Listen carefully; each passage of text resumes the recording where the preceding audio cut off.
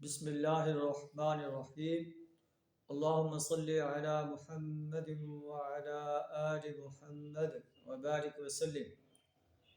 کتاب فضائل اصحاب النبی صلی اللہ علیہ وسلم ورضی عنہم من صحاب النبی۔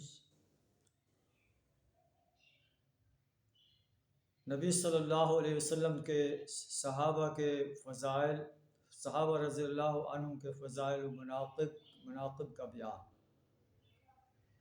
عن جبیر بن مطعم رضی اللہ عنہ قال اتت امرأة النبی صلی اللہ علیہ وسلم فامرها ان ترجع الیہ، رواہ البخاری۔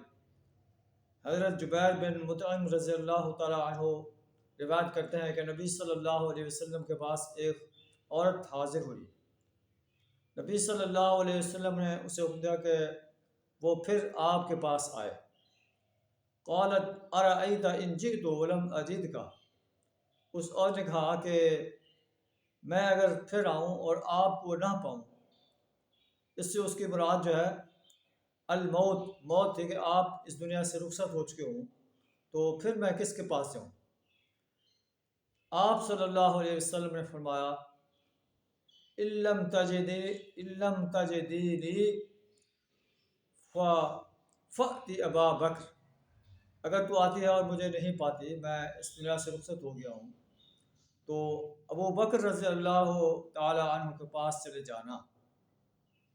تو یہ نبی صلی اللہ علیہ وسلم کا فرمان تھا کہ میرے بعد اگر میں نہیں ہوں، اس دنیا سے رخصت ہو گیا ہوں، تو تم ابو بکر رضی اللہ تعالی عنہ کے پاس جانا اور اپنا مسئلہ بیان کرنا۔ معلوم ہے کہ نبی صلی اللہ علیہ وسلم کے بعد ابو بکر رضی اللہ تعالی عنہ ایسی شخصیت ہیں جو ہے جن کے پاس رجوع کیا جا سکتا ہے۔